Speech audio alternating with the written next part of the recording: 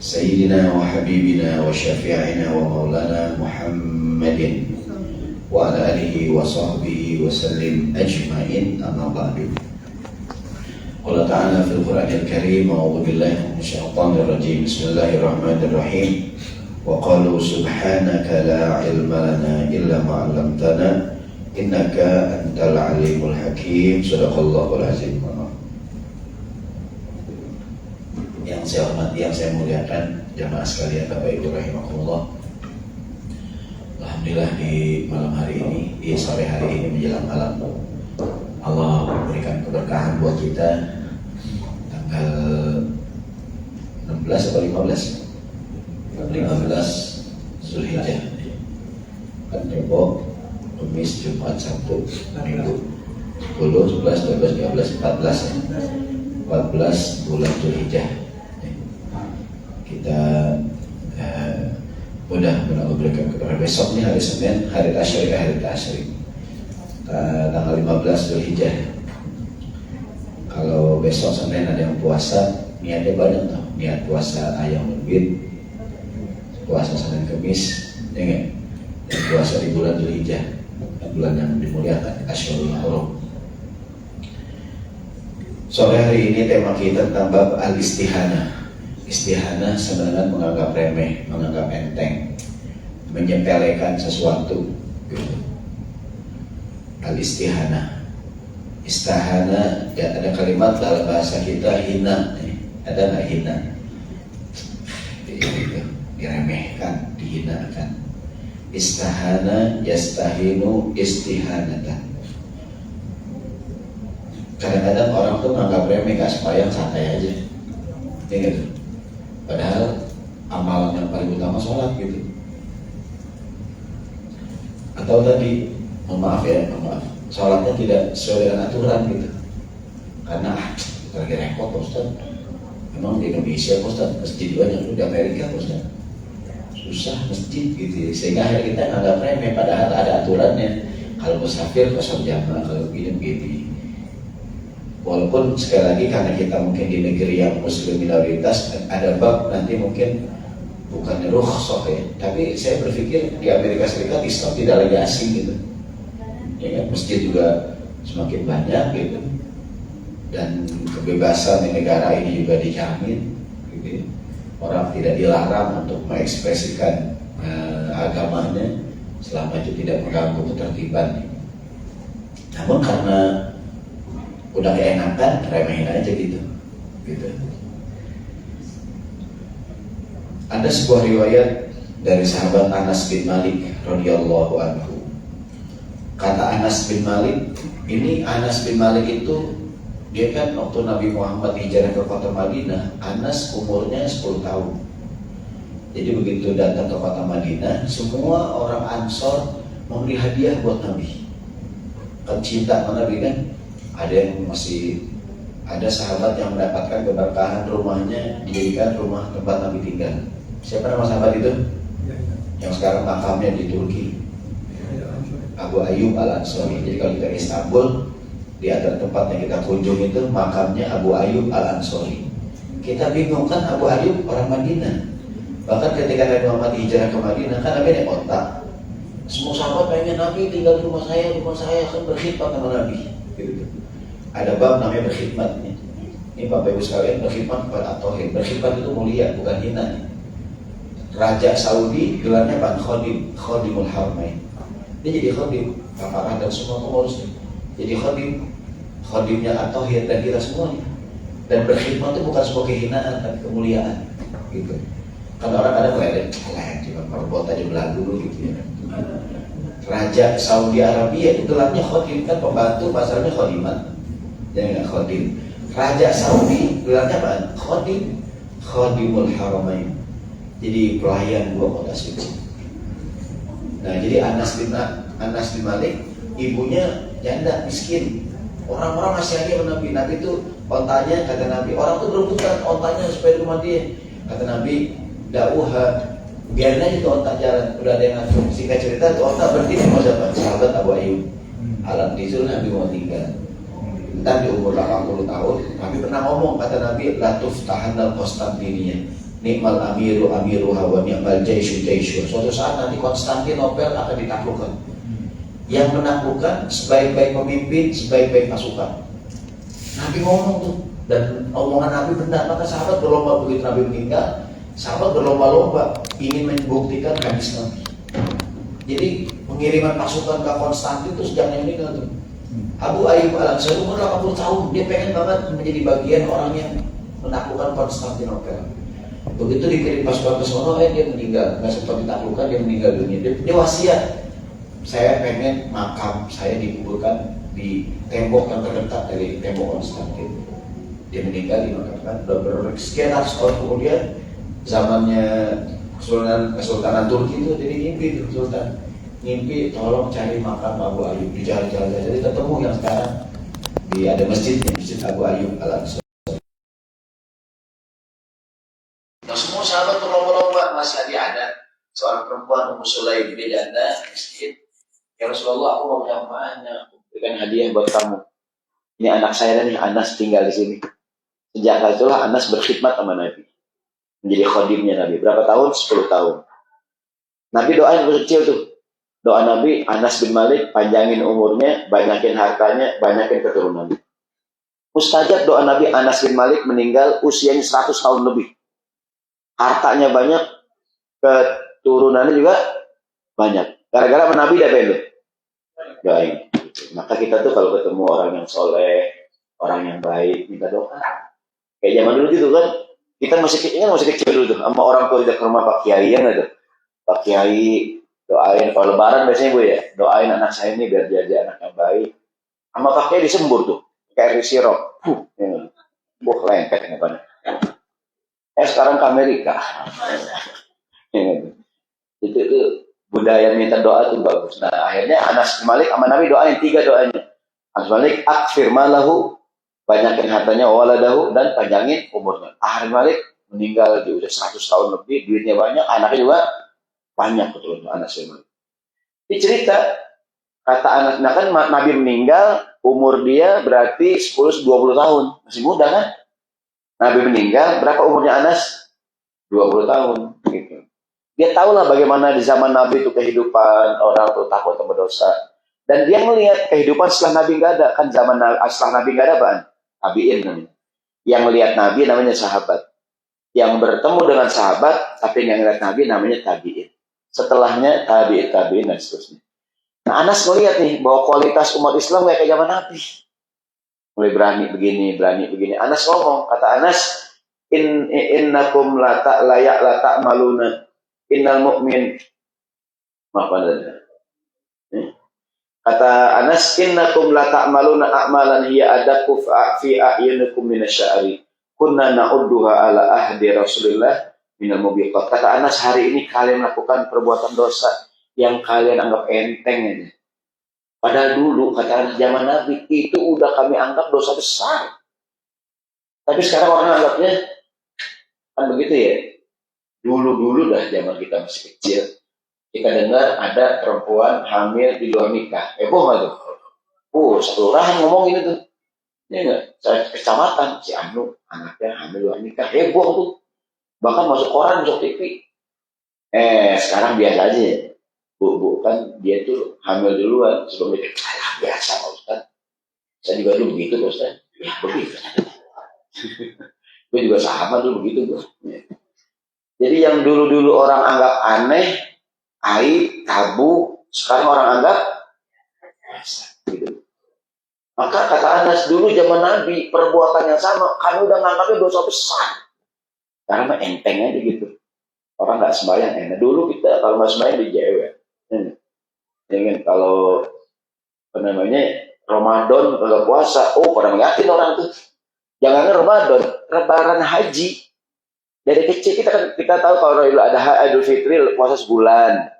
Kalau Idul Adha puasa 2 hari dari kecil gitu ya. Walaupun nggak wajib, cuma sekarang orang biasa aja gitu. Ramadan dulu awal Ramadan puasa, minggu kedua, ketiga orang pada nggak puasa, biasa.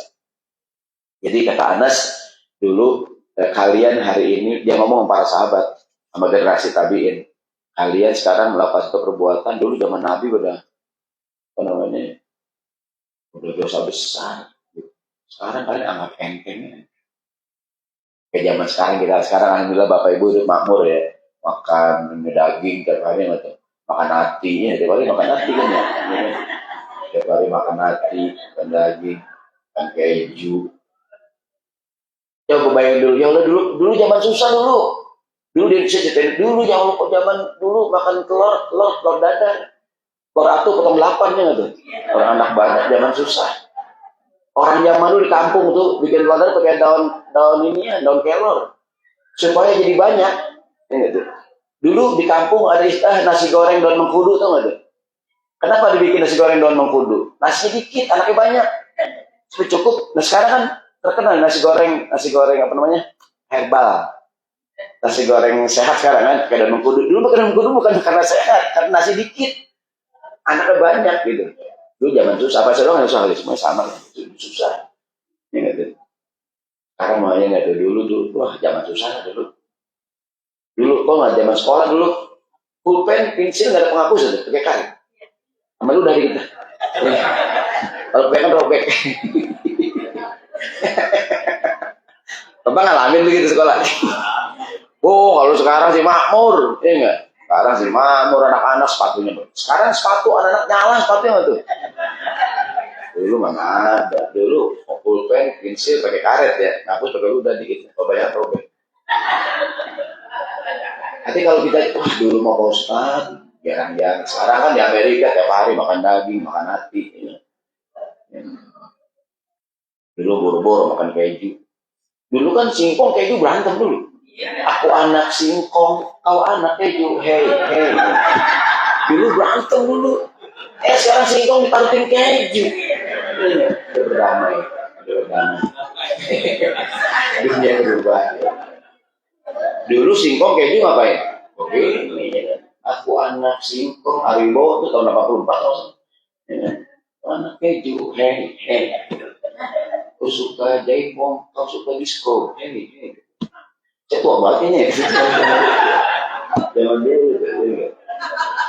Jadi kata Anas dulu kami itu di zaman Nabi yang kayak begini udah dosa besar. Tapi sekarang kalian anggap sebagai hal yang remeh. Sama lah kita sekarang melihat anak-anak zaman sekarang ya Allah zaman dulu mau boro-boro. Sekarang sekolah modern semua yang betul. Dengan anak sekarang kecil-kecil pintar-pintar ya. Sekarang tuh komputer segala macam. Artinya termasuk juga hal yang tidak baik. Dulu sih kalau begini udah jelek banget. Ya. Dulu kita nih nonton TV nih ada film orang ciuman nunduk kita. Ada bapak kita ya kita pura-pura gini. Gitu. Kalau sekarang nonton bareng mamanya nonton orang ciuman di TV.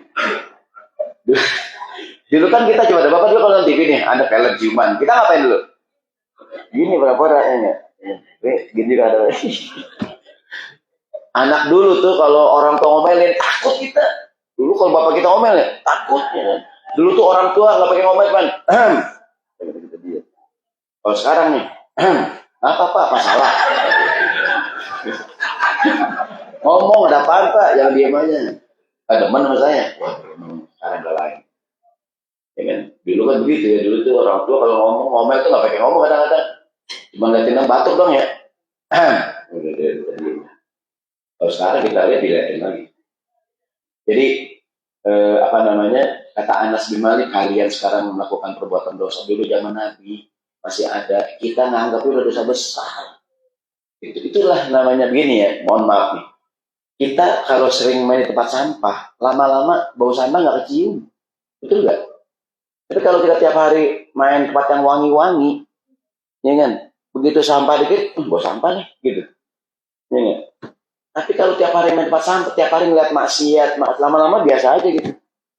Lihat orang ciuman di jalanan biasa aja gitu, lama-lama ngeliat orang pakaian barangan gitu ya. Artinya karena udah saya pernah tahun berapa tuh ke Bali tuh ada program pesantren kilat zaman saya kuliah. Saya sebelum kuliah saya sempat kuliah di Jakarta, pesantren kilat kan. Di Bali tuh tahun-tahun 90-an kan orang masih panjang ya, panjang begitu deh. Saya sih saya nggak gini doang deh.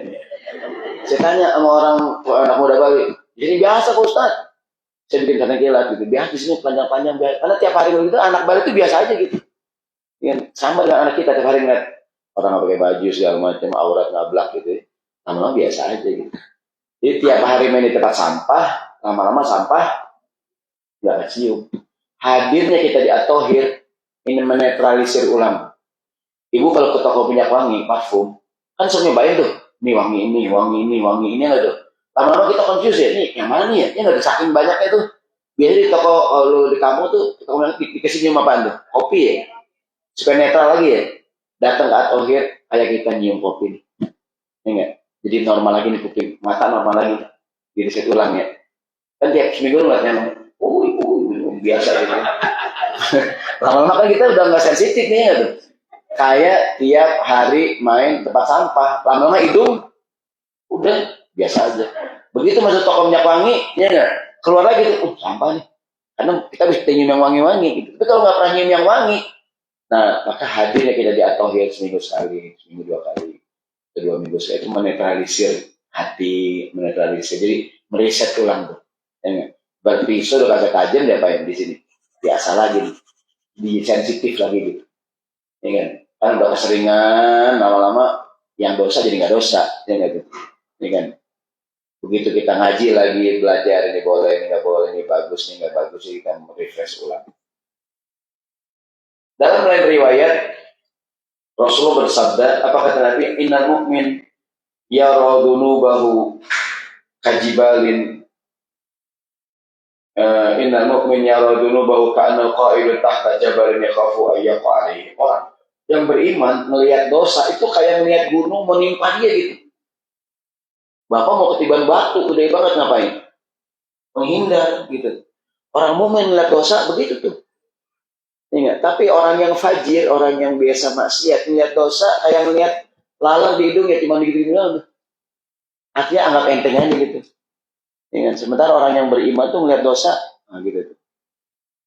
Mohon maaf ya, mungkin dulu dibanding dulu, sekarang karena udah sering ngaji, kita lebih sensitif milih-milih makanan, ya nggak tuh? Kalau dulu kan mungkin awal-awal ke Amerika hajar blehnya nggak? Ya kan? Kalau sekarang mungkin udah semakin banyak restoran halal gitu kan? Dulu kan nah yang penting itulah ya nggak? Yang penting nggak makan daging babi ya nggak? Karena mungkin kalaupun ada daging juga dipotongnya tidak dengan cara Islam ataupun sekarang kan lebih sensitif ya? Karena ada pengajian, kasih tahu ini boleh, ini nggak boleh sebagainya. Baik, itu sebagai pembuka ya. Sekarang meremehkan ibadah yang wajib. Dalam kitab Nasaihud Diniyah wal Wasaya al-Imaniyah dari Habib Abdullah Ba'ali al-Haddad itu ada pengantar kata beliau i'lam ketahuilah annahu katsiran ma yukhtimu bisu'i lil ladzina yatahawanuna bis salatil mafruḍah waz zakatil wajibah. Kata Al-Habib Abdullah Ba'ali al-Haddad dalam kitab Nasaihud Diniyah, kebanyakan yang menyebabkan orang meninggalnya su'ul khotimah, meninggalnya buruk adalah yatahawanuna bis salatil mafruḍah. Kebiasaan meremehkan sholat yang wajib, ibadah yang wajib, meremehkan bayar zakat. Kan kita wajib bayar zakat ya, ada zakat mal. Kalau zakat fitrah kan Ramadan doang. Ada zakat mal bapak, saya nggak tahu kalau di sini somnya berapa. Kalau disamain dari tanah air ini silahkan dikonversi ya. Zakat mal itu yang punya kisah dari segi jenisnya, yang punya gaji kira-kira kalau di tanah air kalau salah nisabnya 5 juta. 5 juta berapa dolar? 300. Mungkin taruhlah 500 dolar. Yang punya gaji 500 dolar per bulan nih, bukan per hari. Wajib zakat 2,5%. Katakanlah di sini gajinya berapa nih? 5.000 dolar, ya atau itu zakat mal namanya, kewajiban 2,5%. Kan di agama Nasrani 10% ya. Kalau di Islam cuma 2,5%. Paling gampang ya, kira-kira berapa sebulan Bapak Ibu menerima duit gaji nih, dipotong 2,5% bayar zakat. Kalau udah bayar zakat yang wajib, mau sedekah atau enggak sedekah itu jadi masalah. Yang penting yang wajib lu kerjain. Kebanyakan kita bukan pelit, kita nggak pelit, cuman kita nggak ngitung.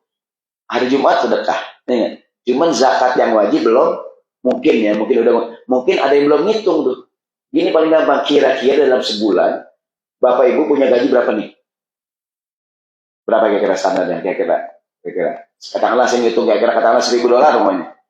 Tinggal dikurangi 2,5%. Kita kurangi 2,5%, itu zakat wajib kita. Udah mengeluarkan zakat yang wajib itu, Bapak mau infak lagi atau tidak, sedekah lagi atau itu nggak jadi masalah karena sedekah itu sunnah. Yang wajib apa? Zakat mal per bulan. Sama dengan sholat. Yang wajib sholat yang 5 waktu. Sholat duha mah sunnah. Sholat tahajud hukumnya sunnah. Ada orang rajin qiyamul lail, rajin duha, zuhur nggak sembahyang.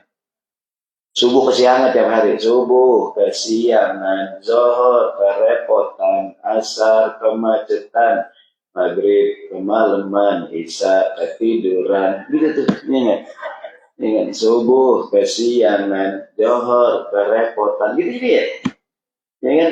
Jadi yang wajib mah sholat yang 5 waktu, duha itu sunnah, qiyamul lail hukumnya sunnah. Kadang ada orang yang rajin sholat duha, rajin qiyamul lail, tapi sesungguhnya qiyamul lail dari jam 3. Subuh ngantuk, tidur. Jam 8. Ya, sama malaikat lagunya ini orang. Nah, yang penting yang wajib. Gitu. Yang wajib dulu kerjain, baru yang sunnah. Jangan yang sunnah, saya mohon maaf ya, Bapak Ibu nggak ada yang pelit nih. Cuma mungkin di antara kita ada yang rajin sedekah, tapi jangan-jangan zakat yang wajibnya nggak dihitung. Gitu. Saya ulang yang paling gampang, berapa kira-kira penghasilan kita, dikurangi 2,5%. Kalau seandainya di Masjid At-Thahir menghimpun dana zakat, nanti bilangin, Pak Joko ini zakat ya, ini infak ya Pak, ini sedekah gitu. Nah kalau zakat mal untuk 8 kelompok. Fakir, bisa jadi digunakan buat menolong sesama kita nih. Ada kawan kita yang sedang punya utang gitu, terlilit utang dia. Bisa kita gunakan dari zakat. Fakir, miskin, ghorimin, menanggung utang, mu'alaf. Ada yang mu'alaf di sini bagusnya setiap malam dikasih hadiah. Kalau ada orang yang syahadat kasih hadiah tuh. Akhlaknya, adabnya. Dan dia boleh berzakat. Kita beli dengan di zakat itu beliin apalah mungkin sejadah, Quran. Ingat, hadiah dari At-Thahir karena Anda Islam. Gitu. Kalau mungkin melambangkan Indonesia kasih baju koko. Ingat, minimal sejadah dah. Atau buat kenang-kenangan kan, kalau seandainya kain sarung itu melambangkan Muslim Indonesia aja gitu. Sarung ya, kita kasih dia Quran sama sarung sama sejadah. Gitu. Apa nih ini gift karena dia mu'alaf. Gitu. Dari mana duitnya? Boleh dari duit zakat. Gitu. Fakir, miskin, nanggung utang, apalagi itu pengelola zakat, amilin, ibnu sabil. Mungkin ada mahasiswa Indonesia di sini, dia lagi punya duitnya, ya nggak sanggup bayar, udah datang atau ya Pak, saya nih kebingungan Pak, dompet saya hilang Pak, ada isinya, nggak ada Pak, itu dompet dong, gitu ya. Saya belum makan nih Pak, gitu.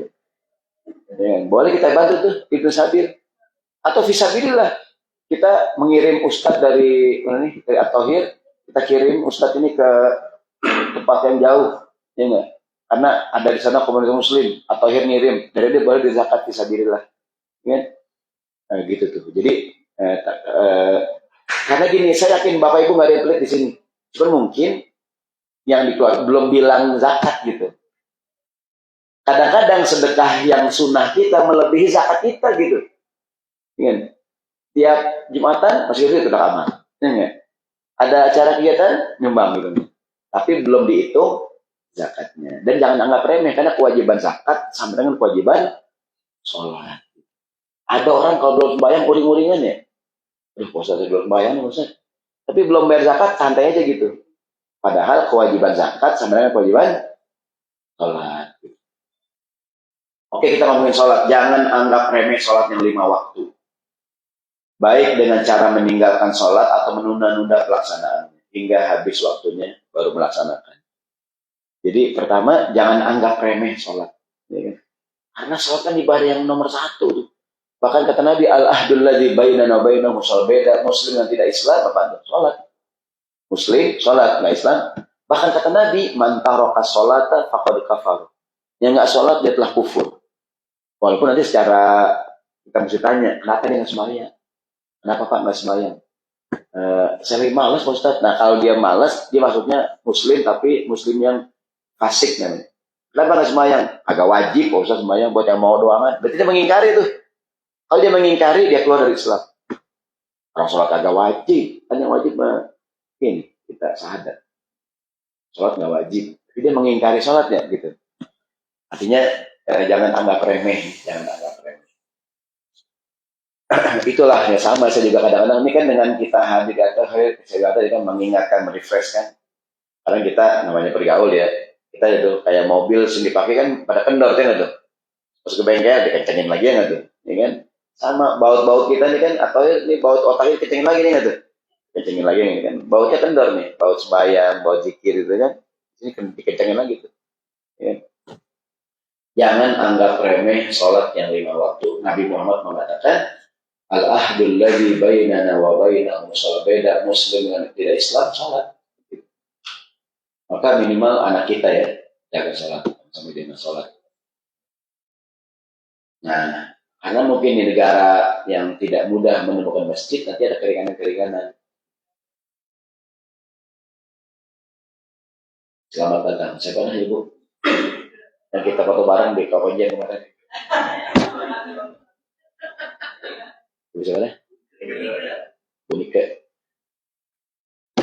Sehat panjang umur Bunika. Foto kirim. Bisa lagi kemarin. Jadi yang pertama nih kata Nabi tuh kata Habib Abdul Baghdad, yang menyebabkan orang itu sul khotimah itu meremehkan sembahyang. Jangan remeh gitu, nggak sholat biasa aja gitu. Yang kedua, wazakatil zakat yang wajib. Jadi zakat yang wajib. Saya ulangi, Bapak Ibu nggak pelit, cuma kadang mungkin belum hitung doang gitu. Jangan-jangan infak sedekah kita melebihi zakat kita. Cuma kagak dalam Islam tuh halal haram tuh bedanya di niat doang. Niat. Niat gitu. Niatnya apa nih? Itu duit apa nih?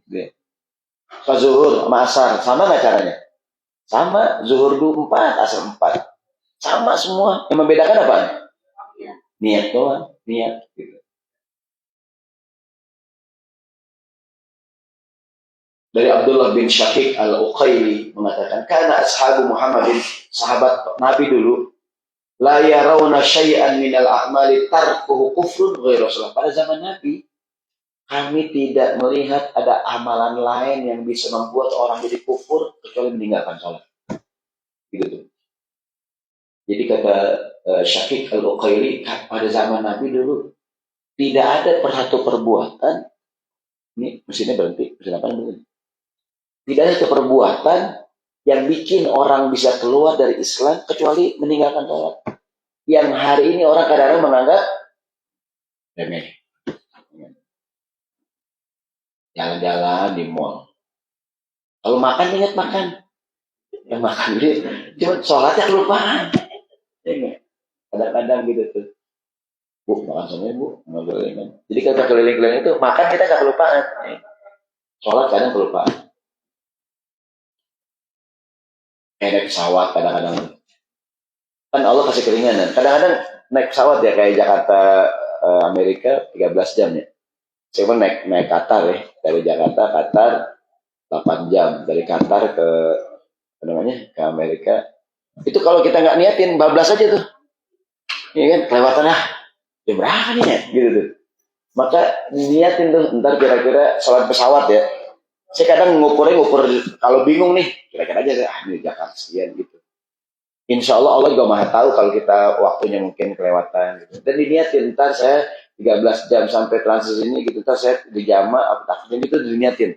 Saya di pesawat nih gitu. Jadi jangan, ntar gimana pas bayang? Gimana ntar aja dah. Tapi ntar gimana gitu, yang gimana ntar. Ya kan? Jadi,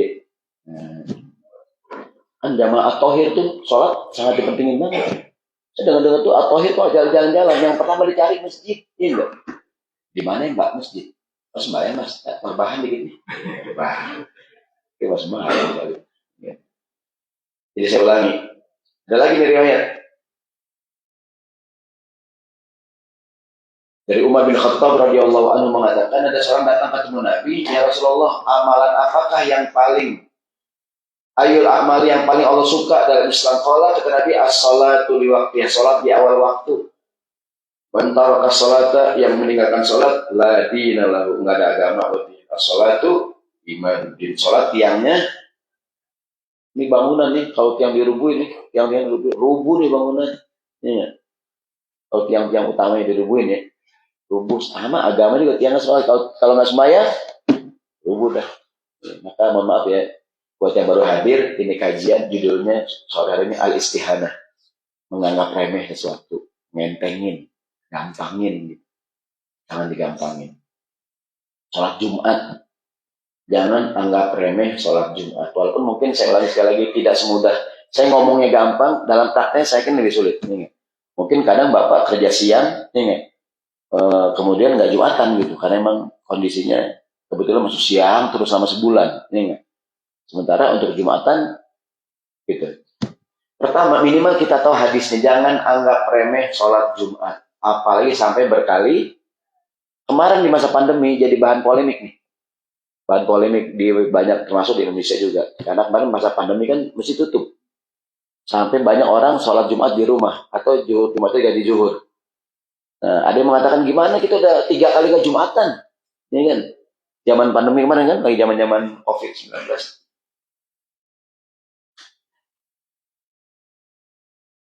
Zaman COVID itu merubah kita ya, banyak orang itu gara-gara COVID itu. Ada ibu-ibu misalkan yang ibu merasa dirinya COVID. Ada ibu anaknya pulang kerja dia selimutan itu, kenapa mama COVID? Nah, kenapa memang mama makan nggak berasa? Anaknya ngecek ke dapur, mama dia masakin Indomie, bumbu belum dimasukin mama. Ternyata bumbunya belum dimasukin. Ingat, pantesan adem. Kenapa COVID adem mama? Udah takut mama COVID. Mama makan gak ada rasanya, mama masak mie. Kayaknya ceritanya bumbunya belum masukin mama. Ini yang COVID juga nggak berasa, nggak COVID. Gitu. Apa dari itu? Ini hadisnya nih. Ya. Rasulullah bersabda, "Man tarakal jumu'ata thalatha marrat," yang meninggalkan Jumatan 3 kali berturut-turut, tauba Allahu ala qalbi, dicap hatinya. Alias dia nggak Islam lagi, kita ngomongnya. Ini terulang nih hadis. Di lain hadis dari Jabir, yang tadi kan dari sahabat Abul Ja'ad ad-Domri. Sekarang kata Jabir bin Abdullah, Rasulullah mengatakan, "Man tarakal jumu'ata thalathan," yang ninggalin nggak Jumatan 3 kali, tapi ada keterangan, min ghairi daruratin, tanpa alasan, alias malas, alias lalai. Yang 3 minggu nggak Jumatan karena lalai, tauba Allahu ala qalbi, dicapatnya. Kalau hadis yang pertama kan, man tarakal jumu'ata 3 kali turut-turut, tahawunan biha. Tahawunan nganggap remeh. Ingat. Kan kemarin di COVID kita tidak menganggap remeh. Juga bukan karena apa tadi? Darurat, karena COVID, berarti ada alasannya nih.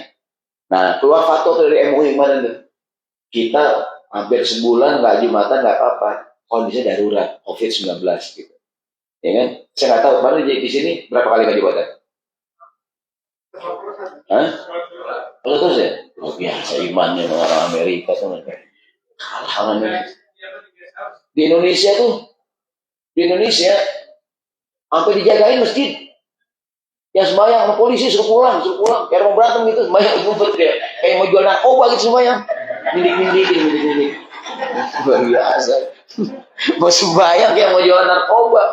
Luar biasa. Artinya saya termasuk yang nggak Jumatan 3 lebih dari, karena memang itu kan awal tahun 2020 kan lagi tinggi-tingginya tuh emang dikunci masjid. Bahkan saya tinggal di Mampang di Kemang Utara. Ada masjid mati lampu, dia membayang. Tetangga ngelaporin polisi. Datang polisi dikeker jadi sebubar gitu.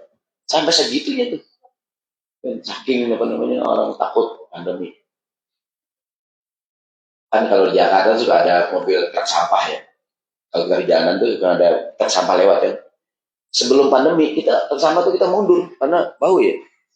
Kalau COVID kan malah maju untuk merasa mulut ini keciuman gitu. Itu kalau sehat gitu. Iya benar, saya nggak bohong. Kan naik motor nih, naik mobil kan truk sampah nih, kan bau ya. Kita mundur tuh males. Pas malah mendekat untuk ngetes, buka jendela. Wah bau jadi sehat nih.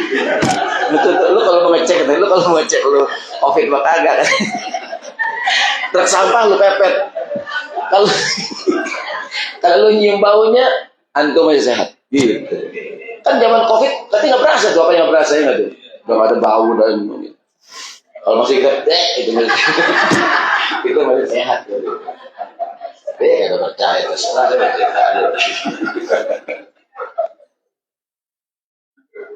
Jadi kan di masa COVID itu kita nggak Jumatan tuh. Ya kalaupun ada kan ngumpet-ngumpet kan, nggak resmi. Artinya buat yang meninggalkan Jumatan nggak apa-apa. Kan 3 kali Ustaz. Tapi ada hadisnya tahawunan, nganggap remeh. Atau tadi itu min ghairi uzrin, nggak ada uzur. Ya nggak? Itu yang gitu. Dia nggak sembahyang Jumat, biasa aja gitu, nggak Jumatan. Artinya, Ustaz, nah kan di sini mungkin kondisi juga mirip-mirip gitu lah. Artinya kondisi kerja. Ya kadang mungkin nggak bisa, kayak saya nggak bisa keluar kok Ustaz, Jumatan jam sekian-sekian gitu. Nah, ya karena kondisinya begini, mungkin masuknya babe darurat gitu. Minimal kita tidak meremehkan. Kita zohor plus banyakin istighfar ya Allah. Astagfirullahaladzim, astagfirullahaladzim. Aku tuh sebenarnya pengen banget Jumatan ya Allah. Tapi kondisinya tidak memungkinkan gitu. Ya kan? Itu kan Allah juga la yukallifullahu nafsan illa wus'aha. Tapi juga jangan nganggap remeh gitu. Minimal kita istighfar dah. Astagfirullahaladzim, ya Allah, ampun, seharusnya aku Jumatan ini. Ya nggak? Cuma kondisinya begini nih. Ya nggak bisa Jumatan. Adalah banyak kadang perintah agama tidak bisa kita laksanakan karena tadi kondisi gitu. Ya kan? Hilang. Baik, bisa ngomong.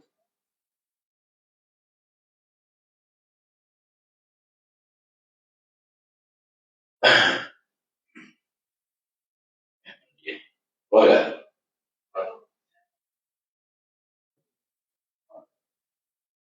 Baik, ngomong.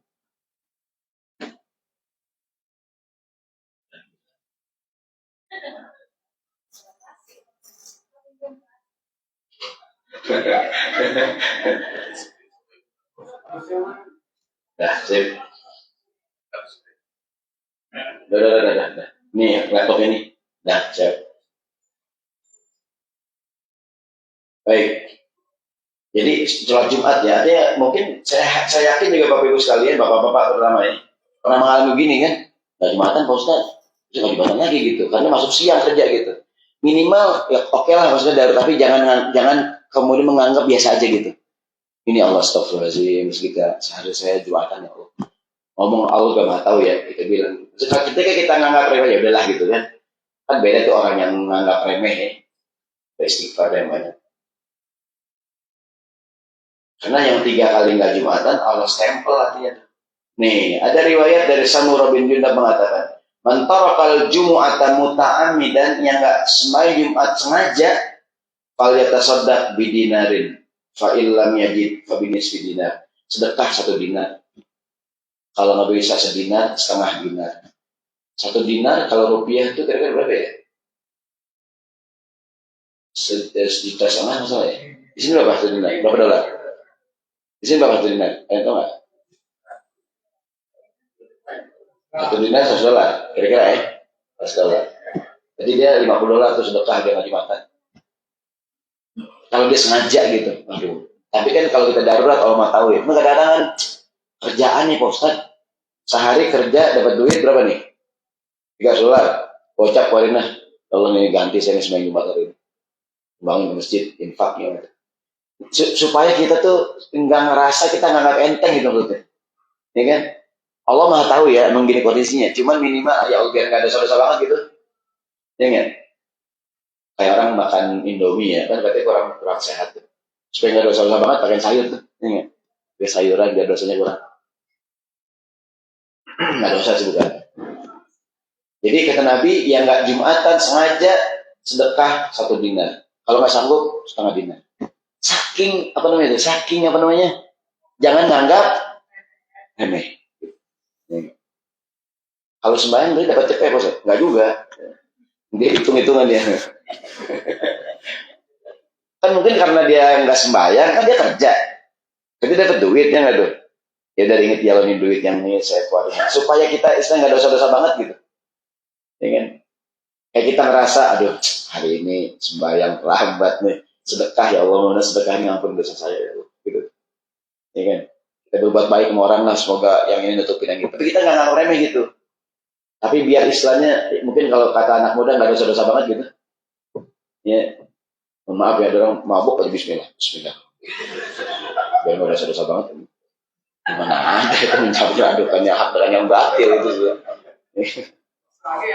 Hah? Nostalgia. Minum bir bismillah. Udah tawakal emang udah. Nih, kenapa tidak sholat Jumat? Ayo bantu saudara kita untuk bisa Jumatan. Gitu. Kan kadang-kadang bro, gue 3 kali nggak Jumatan, lu bisa nggak gantiin gue kerja? Bentar gitu kan? Gue udah 4 kali bro, mendingan gue udah 3 kali gitu. Gue udah 3 kali lu banyak, lu 3 kali gue 4 kali. Mendingan gue kalau gitu. Arahan lu. Gini maksud saya biar, mohon maaf ya, biar kita nggak anggap enteng, betul nggak? Setuju nggak nih? Namanya Allah, biar nggak ada isinya sedekah dah gitu, nolongin orang, apakah dia berbuat baik dah. Namanya nutupin, biar ya, tapi jangan menganggap itu sebagai sebuah jadi enteng ya Allah, saya minum istighfar. Kan kadang kita kerja atau apapun lah ya, kita ngerasa nih kagak boleh sebenarnya. Ya, cuma karena kondisinya nggak kayak normal di Jakarta, Pak Ustadz. Di sini kan agak gini-gini gitu, ini kan. Meremehkan pembayaran, punya utang nggak dibayar, ada lagunya tuh. Mari saya ajarin tuh di sana, saya ajarin di mana, di Atakwa San Bernardino. Tukang kentang pergi berlayar, punya utang kagak bayar, ke KUA bawa kue bolu, status WA jalan-jalan mulu, status WA jalan-jalan mulu. Tukang kentang pergi berlayar, ibu kentang dikirim orang.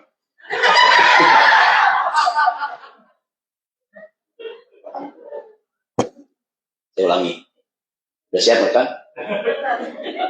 Tukang kentang pergi berlayar, punya utang kagak bayar, ke KUA bawa kue bolu, status WA jalan-jalan mulu, status WA jalan-jalan mulu.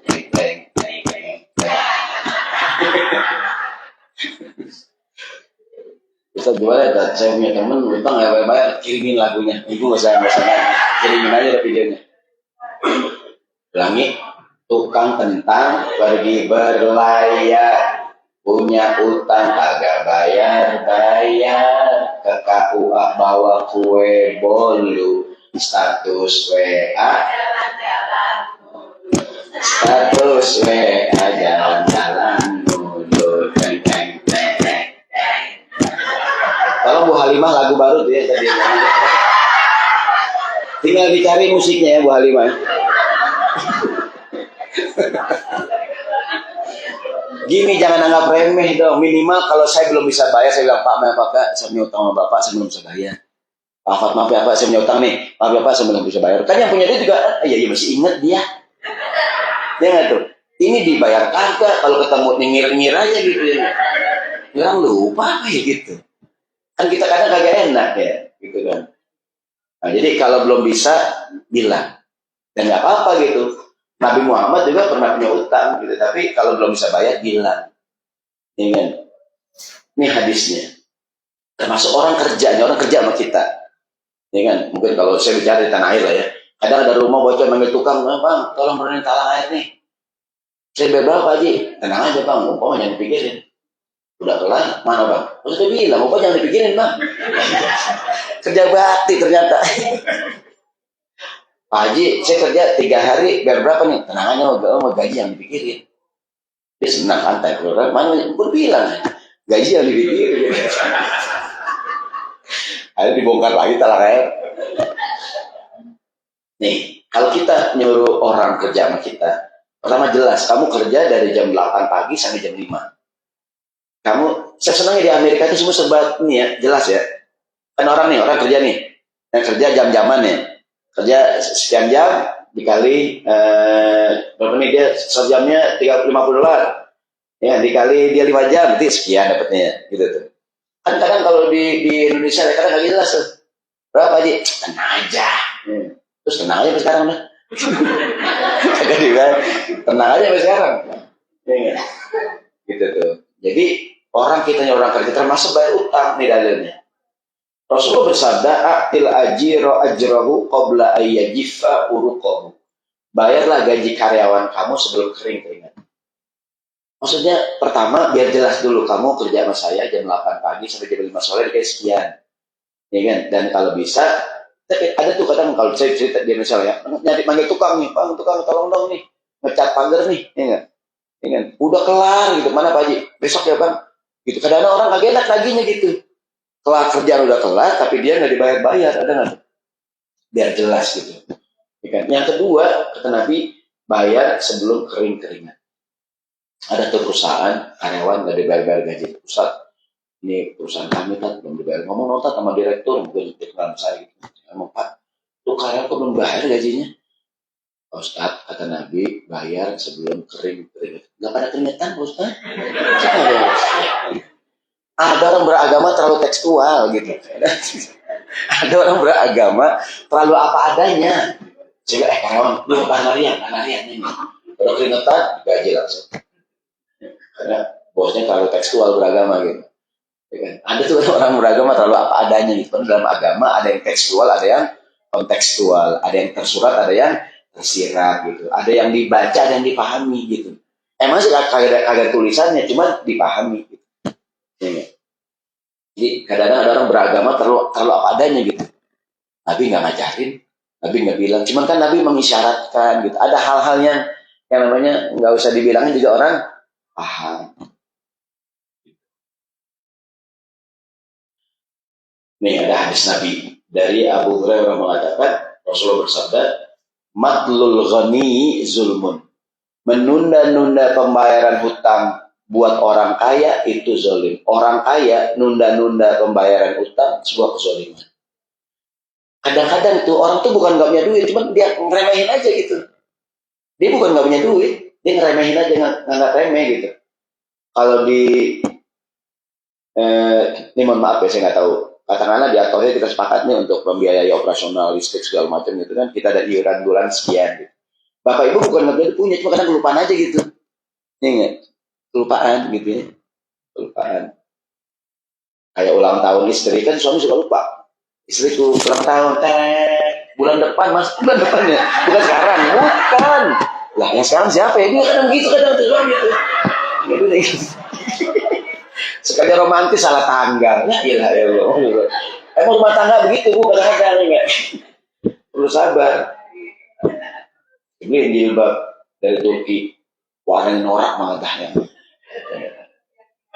Gak apa-apa dah. Jadi kata Nabi, matlul ghani zulmun. Orang kaya nunda-nunda pembayaran utang sebuah kezaliman. Kan kadang-kadang ada iuran mungkin organisasi, ada nggak uang kas tuh? Atau apalah gitu ya, atau mungkin kan ada sebagian orang yang senangnya bayar-bayar injury time gitu. Gitu mepet aja baru pada bayar. Bukankah bayar di awal lebih baik? Betul nggak tuh? Saya nggak tahu sini pembayaran apa aja deh. Kalau tanggal sudah mulai bayar listrik, bayar itu kan. Cuman orang sebenarnya menjelang injury time gitu, ya kan? Menjelang udah last minute baru dia bayar. Kadang-kadang ada tuh, saya mohon maaf ya, ada tuh selebritis orang kaya tuh, ya nggak? Dia cerita kadang-kadang membantunya ininya dia, kami ini belum dibayar dan dia punya uang gitu. Dan juga mungkin bukan pelit karena lalai, meremehkan gitu, nganggap remeh. Mohon maaf ya, kita tidak boleh menganggap remeh orang lain, apapun status dia gitu. Status sosialnya kayak apa kayak lah gitu, kita nggak boleh remeh. Ada sebuah hadis Rasulullah bersabda Shallallahu Alaihi Wasallam, ada 3 kelompok manusia. Ini hadis kursi. Allah mengatakan, "Ana khasmuhum yaumal qiyamah." Aku menjadi musuhnya hari kiamat nanti. 3 kelompok manusia, aku akan memusuhi dia nanti. Yang pertama, siapakah dia? Pertama, rajulun aqtabiya tsumma ghadara. Orang yang bersumpah dengan namaku, kata Allah, dan dia mengingkari sumpah. Kalau janji demi Allah, benar? Demi Allah, demi Allah. Ya, demi Allah. Kita nggak boleh bersumpah selain demi Allah ya. Kadang-kadang ada yang berlebihan, Ustaz, demi Allah, demi Rasulullah, Ustaz. Nggak ada demi Rasulullah. Yang ada cuma demi Allah doangan. Kan kadang-kadang orang demi Allah, demi Rasulullah dah. Nggak boleh. Yang boleh hanya demi Allah. Kadang-kadang kita kan sumpah dah demi langit dan bumi, demi langit dan bumi, aku bersumpah. Ngegijit macam sih. Ya bang, ngegijit. Nah, boleh tuh, yang boleh bersumpah demi Allah. Pakai waw, wallahi, pakai ba, billahi, pakai ta, Allahi. Yang lazim pakai waw, wallahi, demi Allah, aku bersumpah. Nah, jadi Allah bersumpah. Apa kata Allah? Aku, orang bersumpah dengan namaku, kemudian dia berkhianat. Allah dibawa-bawa, ya nggak tuh? Ya kan? Dia bawa nama Tuhan, kemudian dia ngapain? Berkhianat. Kurang asem banget ya. Ya kan? Nama Tuhan dibawa-bawa bersumpah supaya orang percaya. Ya kan? Nih, termasuk dagang. Kata Nabi, al-halfu munfiqatun lisil'ah mumhiqatun lil barakah. Bersumpah dalam berdagang itu bikin dagangan laris, keberkahan hilang. Orang jual jeruk, manis kan nih bang? Manis. Demi Allah bang, demi Allah dah bu. Itu dagangannya laku, tapi berkahnya hilang. Kalau dagang jangan sumpah-sumpah. Kadang-kadang kita yang mancing-mancing. Jeruk manis bang, manis. Kembali. Jeruk manis nih bang, manis bu. Bener nih, iya. Coba bang, sumpah dah demi Allah, demi Allah. Kadang kita nyuruh-nyuruh orang ya kan? Dagang pakai sumpah itu menghilangkan keberkahan. Dagangan laris, berkahnya hilang. Jangan suka sumpah-sumpah. Ini enak nih bu, enak. Tapi kan gak enak. Tolong beli pare. Anjing, pahit. Kok pare manis pak? Pare. Ada orang Jakarta tuh, dia nanam pare 1 hektar, pahit semua. Dia nggak kapok. Masya Allah. Baik. Ketua mesti yang begini mesti contoh nih. Kalau jangan diganti. Kalau belum meninggal jangan kuburin. Jadi bangun lagi. Iya.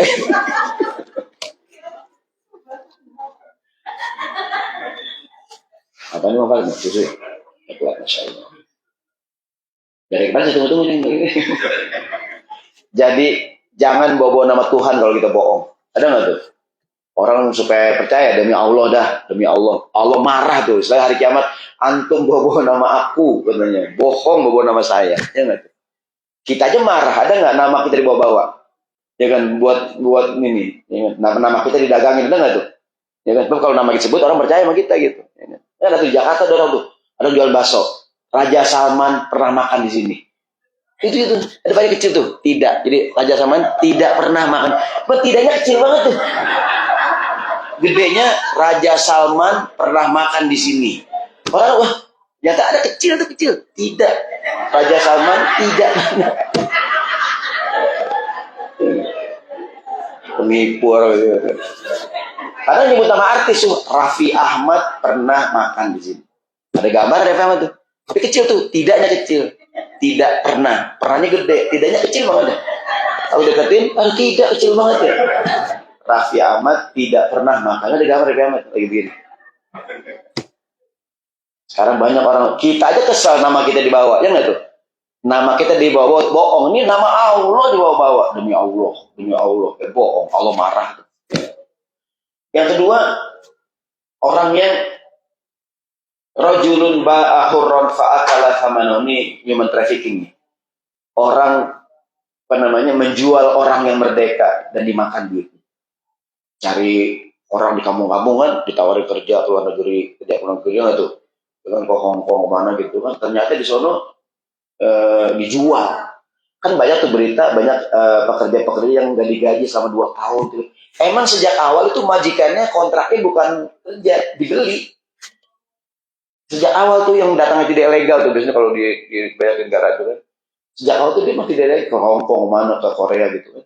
Tidak legal, dan dia dibeli. Nih kamu sudah saya beli, harganya $50.000, udah.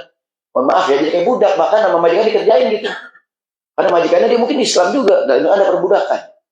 Gitu tuh, dia sangka itu budak, nggak digaji. Kenapa nggak digaji? Emang sejak awal akadnya bukan kerja, emang dibeli gitu.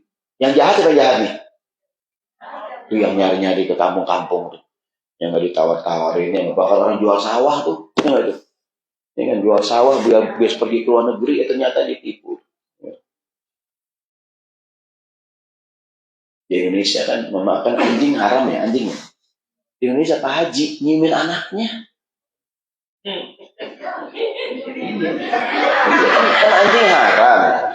Anjing haram nggak? Pak Haji nyiumin anaknya. Iya kan saya bilang.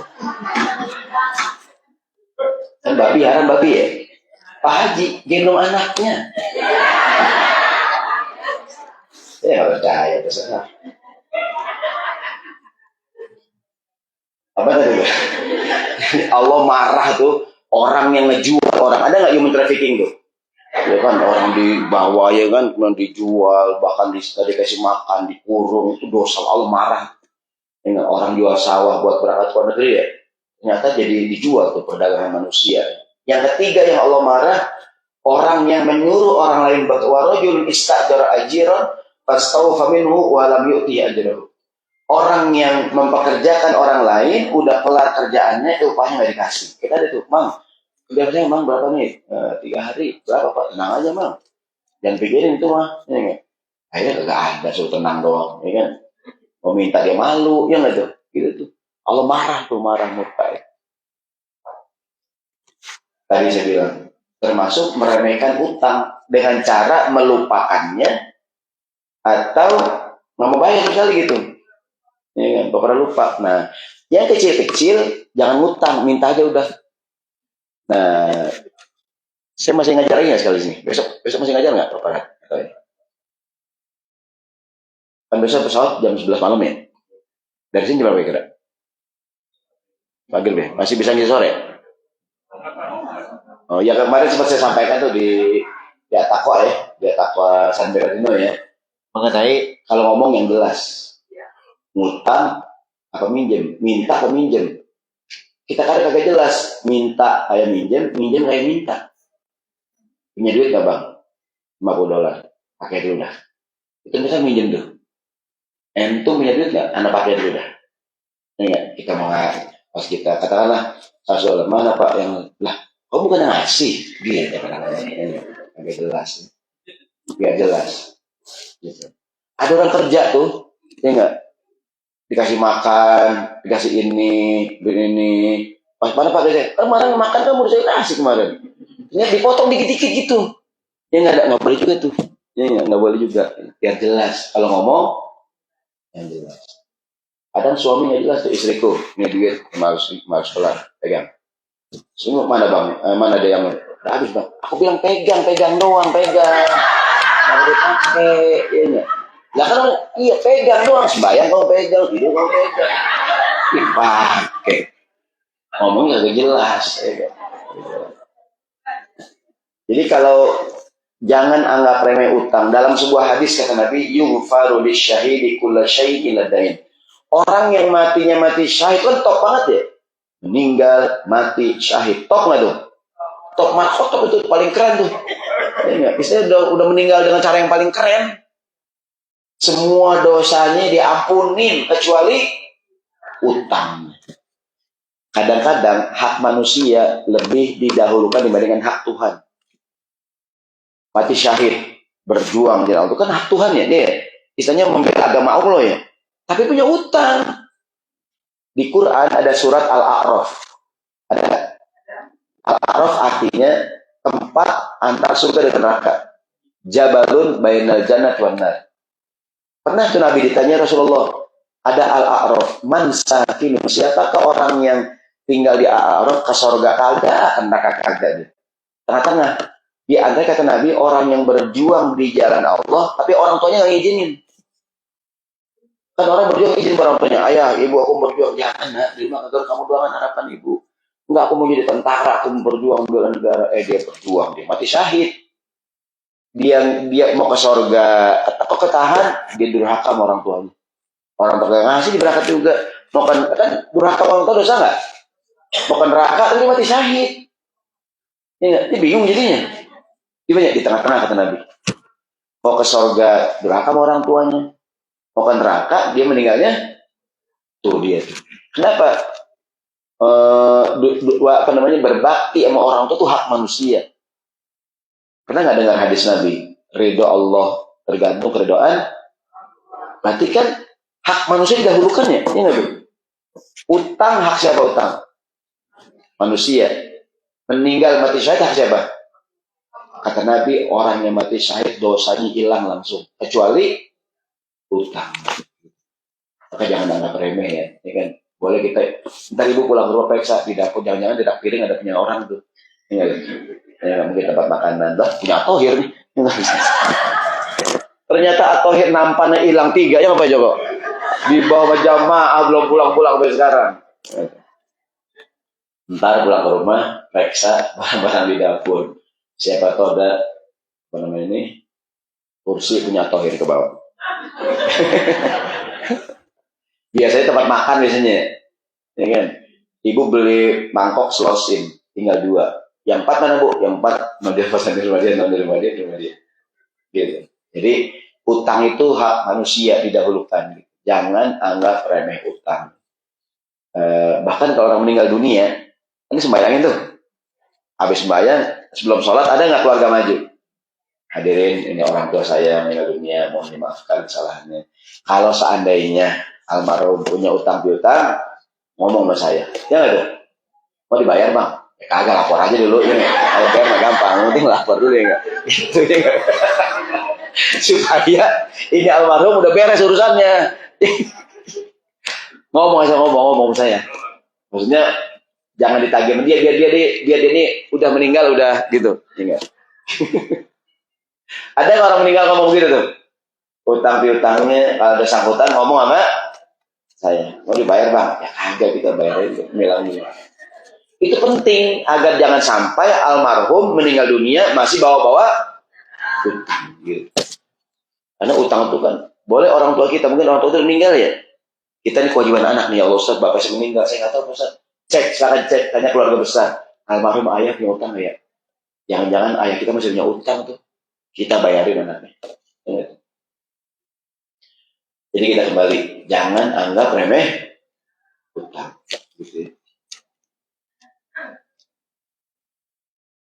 Baik, ini ada hadis lain kata Nabi, nafsul mu'min mu'allaqatun bidaini. Jiwa orang yang beriman tergadai dengan utang.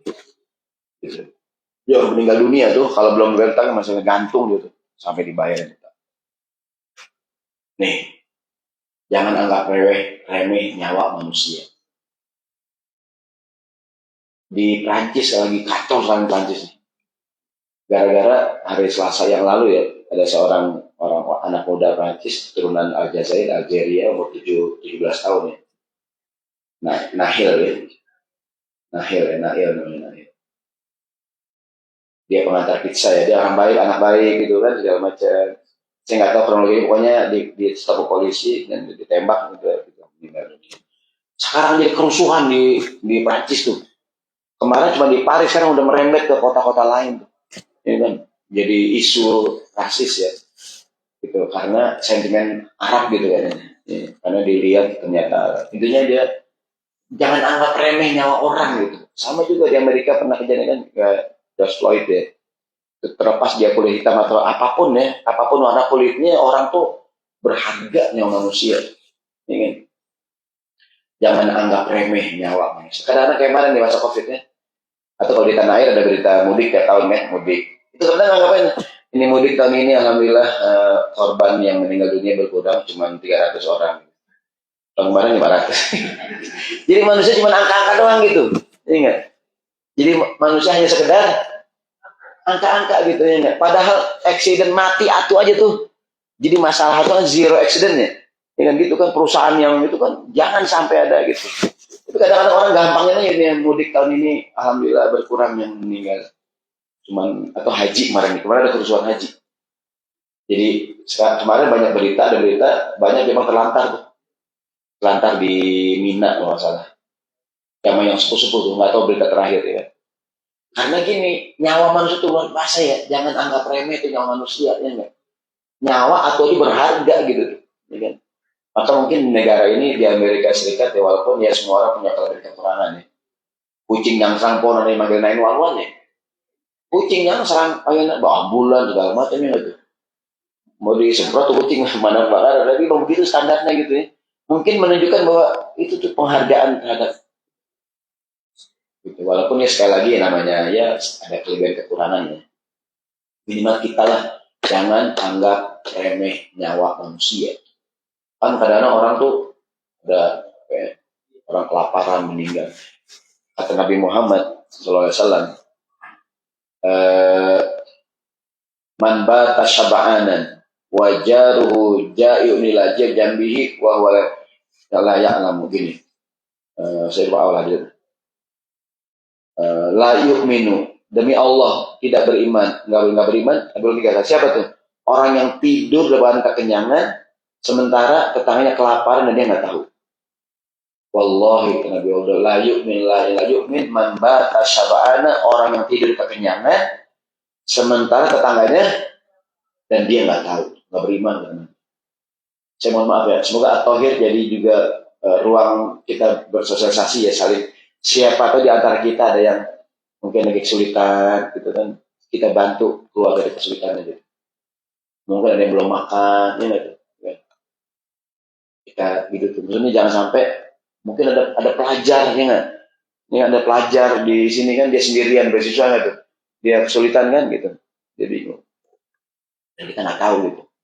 Jangan sampai kita buang-buang makanan sementara ada orang yang kelaparan dan kita nggak tahu dosa. Dalam riwayat lain Rasulullah mengatakan, demi Allah kata Nabi, terbunuhnya seorang yang beriman itu di sisi Allah sangat agung, sangat gempar dibandingkan lenyapnya dunia ini. Maksudnya jangan anggap remeh. Maka peristiwa di Prancis ya, selalu jadi pelajaran tuh. Ya kan? Bagaimana terbunuhnya si Nahil ya. Kalau tulisan Arabnya Nail tuh, Nail. Cuma terjemahan Inggris itu pakai H ya, Nahil. Nah, kalau Arab kan Nail. Orang Algeria. 17 tahun anak muda. Artinya agar jangan sembarangan namanya orang gitu loh. Yang pihak polisian apa gitu kan jangan dikit-dikit tembak orang meninggal. Gitu. Harusnya jadi perhatian. Seperti mohon maaf ya, mungkin kadang ada berita di Amerika Serikat ada penembakan sekolah gitu. Itu harus jadi bahan gitu karena harus zero accident gitu, jangan sampai ada yang berbahaya. Bapak Ibu sekalian, rahmat Allah Subhanahu wa taala, berikutnya jangan anggap remeh ya. Mengambil barang milik orang lain itu dosa. Jangan anggap remeh. Kadang-kadang barangnya barang sepele gitu. Ya kan? Kita nganggap remeh aja gitu. Ya kan? Al-istihanah. Rasulullah bersabda, apa kata Nabi? Mani ketato ahak komriin muslimin biyaminihi faqad aujaballahu lahu. Yang ngambil barang orang yang bukan punya dia pakai sumpah lagi, Allah haramkan dia ke surga. Punya siapa nih? Demi Allah Pak, punya saya Pak. Tapi $100 di lantai nih. Coba gambar apa? Gambar Presiden Amerika sebenarnya juga sama kan. Apa warnanya hijau? Bukan punya dia diakuin nggak boleh. Jangan anggap remeh.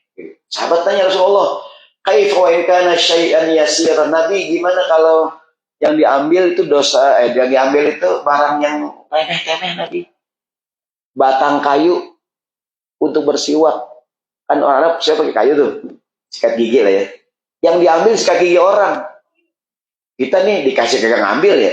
Sikat gigi bekas orang. Dikasih aja kita nggak mau, apalagi ngambil ya. Seandainya ada orang yang ngambil.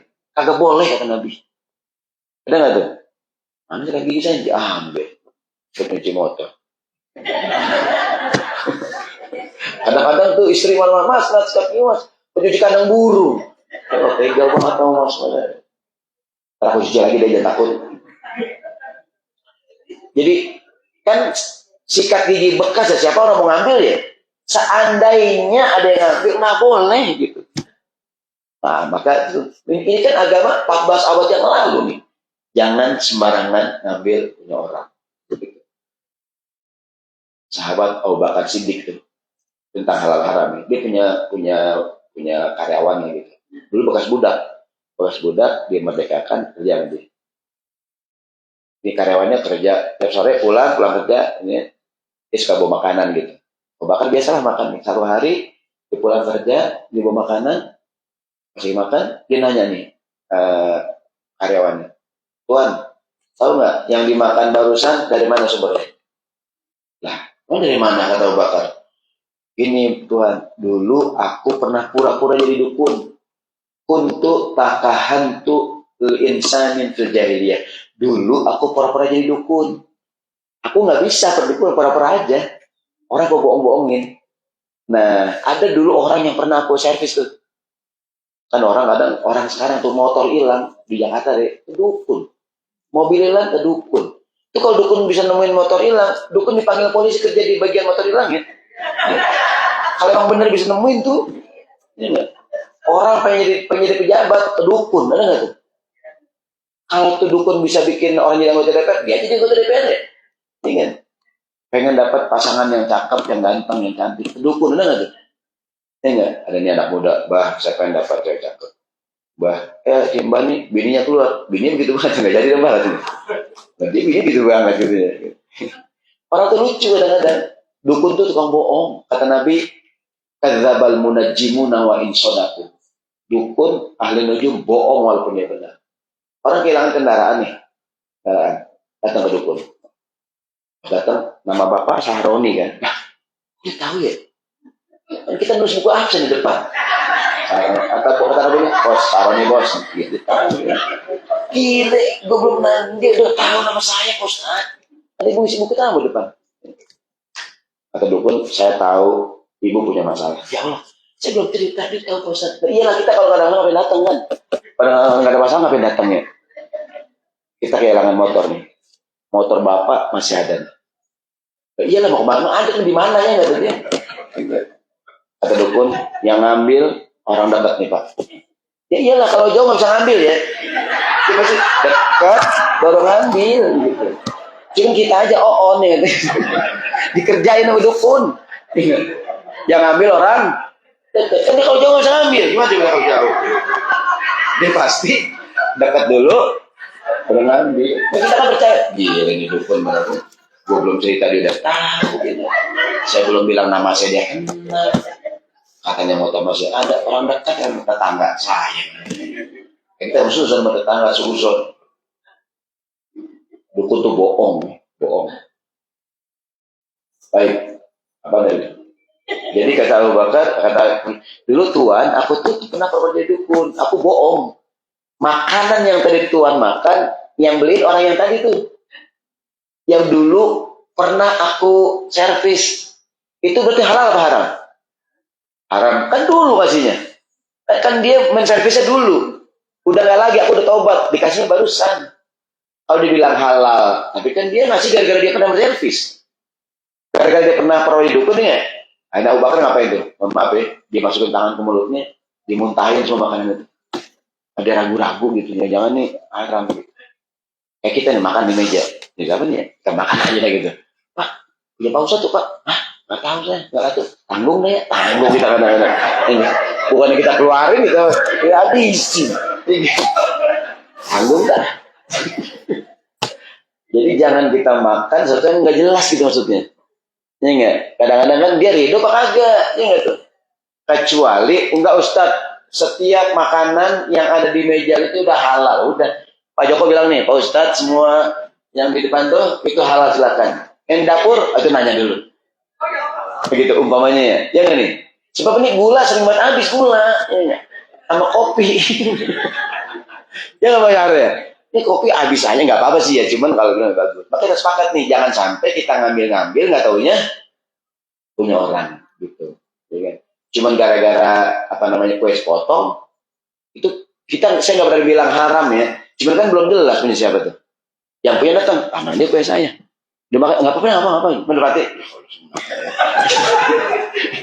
Gitu tuh ya kan.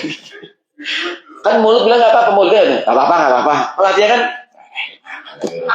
Gue udah mikir-mikirin pojokan dah. Jadi, mohon maaf ya, ini kan judulnya jangan anggap remeh gitu maksudnya. Cuman gara-gara kue sepotong tuh kita tuh makan yang subhat gitu maksud saya. Di pertokoan ada tester, boleh nggak kita makan? Boleh nggak dihabisin? Ya begitu dah kira-kira. Atau tester, enak juga ya. Lagi 4 kali ya nggak? Kan lu tester ya nggak? Diuyuk buahnya. Itu bukan tester, po, itu nggak bisnis. Emang kagak boleh Pak Ustadz ya gitu dah. Kan kita yang ngomongin, jangan anggap remeh gitu. Ya kan? Kadang-kadang perkara yang ya kecil aja nggak remeh. Gitu doangan gitu. Ada istilah sedikit-sedikit lama-lama jadi jangan anggap remeh perbuatan dosa atau kecil. Ya nggak nih? Mungkin kita cuma dosa kecil inilah, ya nggak? Dosa kecil kalau tiap hari gitu. Nabi Muhammad kalau di kuburan, ada kuburan dua, ada kuburan. Nabi lewat. Kata Nabi, dua kuburan ini lagi diseksa. Kata Nabi. Gara-gara perbuatannya nggak gede. Perbuatan yang kecil. Wa ma yu'adzabani fi kabir. Bukan gara-gara perbuatan yang besar. Mungkin kecil, tapi terulang-ulang. Jadi gede. Atau dosa besar, tapi dia nganggapnya kecil. Gitu. Kan kadang mohon maaf ya, ada orang mohon maaf ya. Suka ngeludah sembarangan gitu. Ada orang rumah tingkat gitu. Gitu. Naik motor. Terus di belakang, wah ada slime. Dia nggak gitu. Ada orang suka sembarangan gitu. Nah. Jadi apa ya? Ibu lagi makan enak-enak. Dan rambut, wah rambut panjang, putih semua nih nenek-nenek yang masak nih. Itu kecil di ilfilnya tuh, ya kan jadi malas nih. Itu kagak dosa sih. Cuman apapun yang udah jelas kagak boleh, nggak boleh ya nggak boleh. Ya nggak boleh itu artinya nggak boleh. Jangan kita apa namanya? Apa itu? Kesalahan ya. Mentol kesalahan. Kan biasanya accident yang besar itu awalnya kecil gitu. Ya kan? Kan masalah tuh gara-gara yang kecil. Ibu lagi makan ikan, ketulangan. Yang mana? Yang nyangkut tulang yang mana? Kecil tuh. Ada nggak orang makan bandeng tulang tengah nyangkut? Wah, on ya. Kan yang nyangkut mau tulang yang kecil. Ya enggak? Orang makan ikan ini, ikan apa tuh? Tuna. Tulang tengah nyangkut. Tulang nggak tulangnya. Ikan bandeng dah. Ya enggak? Jadi yang kecil-kecil tuh kadang bikin masalah. Ya enggak? Tahu nggak kesusuban? Kan kesusuban kayu, triplek. Gitu. Itu kalau sakit tuh, sakit banget tuh. Kesusuban yang masuk kayu kecil, kayu gede. Ada nggak kesusuban balok? Ada nggak kalau balok mau tiban ya, tiban balok ya. Itu kecil tapi jangan-jangan kita punya bisnis, nama kita yang udah kita bangun baik dari dulu habis gara-gara yang kecil. Ya. Ya, jadi gara-gara perbuatan yang kita anggap remeh. Ya, dan banyak banget tuh beritanya orang udah ya kan. Belum lama Bapak Ibu ikuti beritanya, ini bukan hal yang kecil ya, ada seorang jenderal polisi di tanah air dan nggak tahu sebabnya kenapa anak buahnya ditembak gitu kan. Dan selama ini semuanya direkayasa gitu kan. Tiba-tiba terbongkar keluarganya dan jadi berita nasional lah tuh. Ini jadi mencoreng nama baik kepolisian. Mungkin dia selama ini berbuat gitu ya. Pikiran anak buah dia gitu kan, skenario gitu. Ternyata kebongkar tuh ya. Jadi berita besar karena bahkan menjadi namanya untuk merubah tuh revolusi di kepolisian. Artinya mungkin waktu itu dia anggap ya udah kan selama ini beres. Gitu, set. Ternyata bermasalah. La tahkiranna sighara fa innal jibala minal hasab. Jangan anggap remeh dosa kecil, gunung yang gede awalnya batu kerikil ya. Kecil itu sedikit lama jadi bukit ya. Kata Quran, wa tahsabunahu hayyinan wa huwa indallahi azim. Kamu anggap dia remeh aja, padahal di sisi Allah sangatlah besar. Baik, teman sekalian rahimahullah. Mudah-mudahan ada manfaatnya yang disampaikan di sore hari ini. Jadi jangan anggap remeh itu al-istihanah. Jadi yang menyebabkan orang meninggal dalam keadaan su'ul khotimah adalah menganggap remeh ibadah yang wajib, sholat lima waktu, dan macam, dan juga hal-hal yang lain. Dan banyak banget pekerjaan kita jadi berantakan gara-gara kadang-kadang ada air mineral di gelas ya. Di sini nggak ada di sini air mineral yang pakai sedotan tuh. Di sini nggak ada gini semua ya. Kan ada kalau Jakarta tuh air mineral yang di gelas ya. Itu kalau nggak ada sedotannya susah tuh, kadang kasih minum, nggak ada sedotannya. Gimana? Coblos pak? Enggak, itu susah di sini. Ibu tuh nggak kue nastar. Problem kue nastar adalah itu solasinya tipis banget ya. Itu jadi problematika nasional itu. Ya. Ingat, kadang lebaran tuh kue nastar awet sampai Idul Adha gitu. Gara-gara solasinya terlampau tipis ya. Jangan anggap remeh itu solasi kue nastar itu. Jadi problem nasional itu. Kadang kita sampai keluar tuh himbauan dari pemerintah, tolong yang bikin kue nastar solasi jangan terlalu tipis ya. Sebab itu kadang-kadang bukanya lama. Jadi pertengkaran di rumah tangga juga kadang-kadang. Jadi jangan anggap remeh. Silakan, mungkin ada yang bertanya. Saya menunggu maghrib. Mohon maaf. Assalamualaikum warahmatullahi wabarakatuh. Ada yang mau nanya? Hadirin?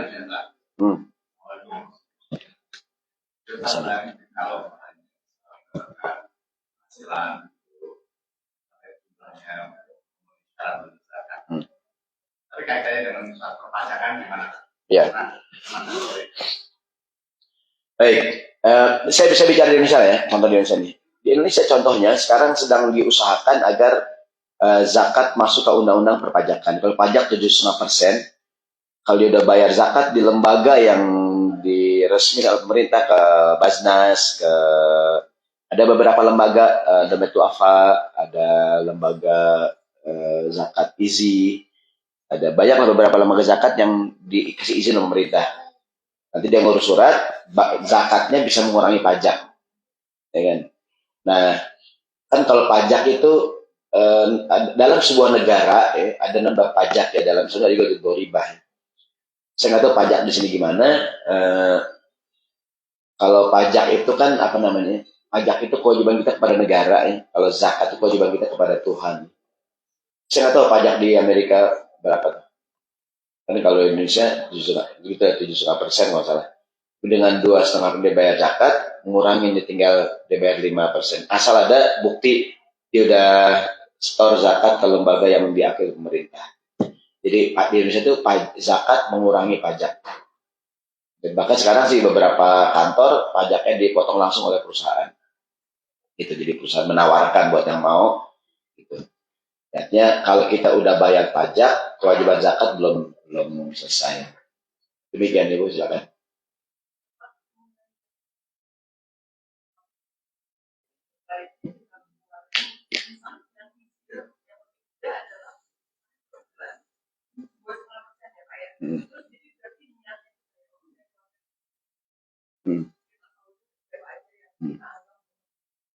Ya, jadi gini, mungkin ada sebagian orang yang tidak mengakui zakat profesi, karena mengatakan zaman Nabi nggak ada tuh.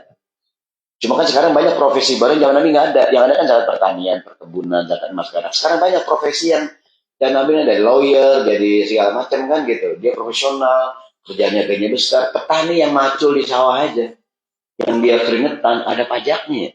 Apalagi orang yang di kantor yang AC gitu. Ya kan? Peternak yang dia bergulak dengan kotoran hewan tuh ya, ada pajaknya. Ada zakatnya, maaf. Apalagi orang yang nama. Sekarang banyak profesi baru. Nah, profesi baru itu sekarang digabungkan dengan nama zakat profesi. Nisabnya kira-kira tinggal dikonversi di tanah air itu 5 juta. Yang punya gaji 5 juta, bayar zakat 2,5%. Ntar yang lebih berat tinggal diikuti di atasnya. 10 juta sama 2,5%.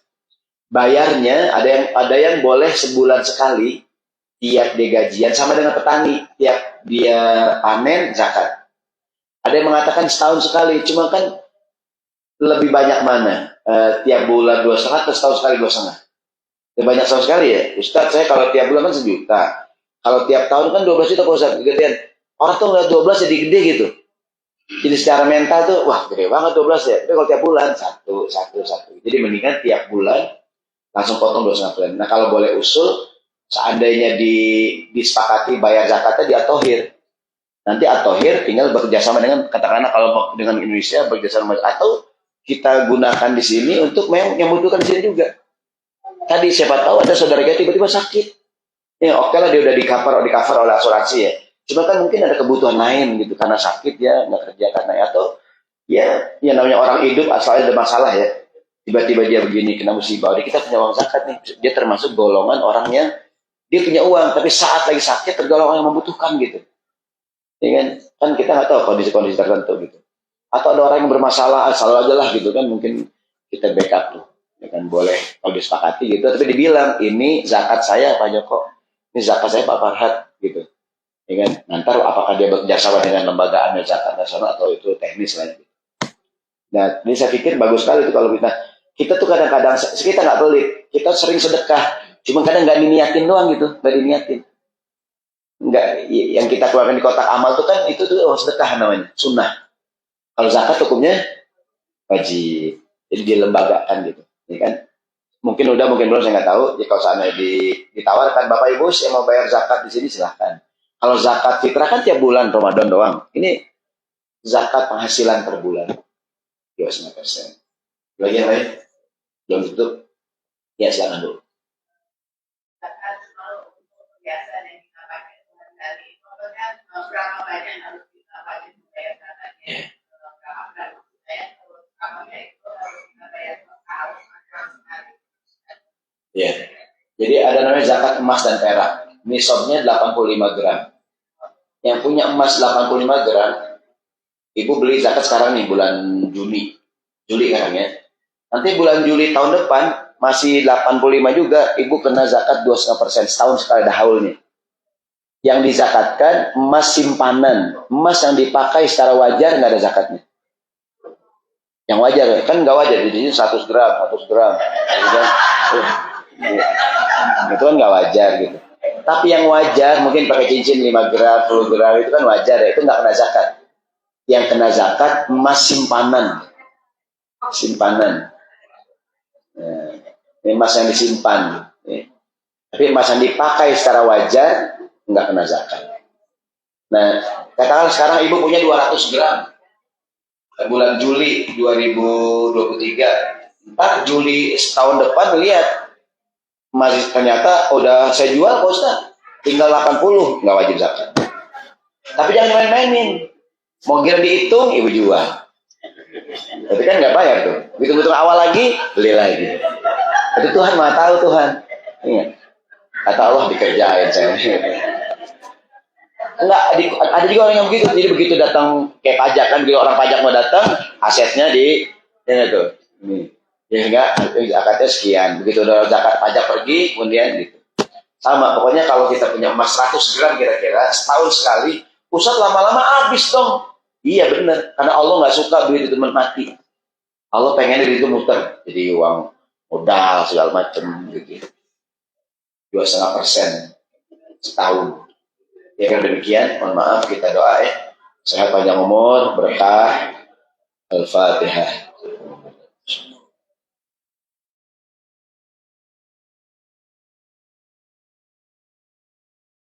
Bismillahirrahmanirrahim. Allahumma shalli ala Muhammad wa ala Muhammad. Allahumma anfa'na bima 'allamtana wa 'allimna ma yanfa'una. Rabbana zidna ilma warzuqna fahma. Da'wahum fiha subhanakallahumma wa tahiyyatuhum fiha salam wa akhiru da'wahum anil hamdulillahi rabbil alamin. Besok sore masih ada pengajian?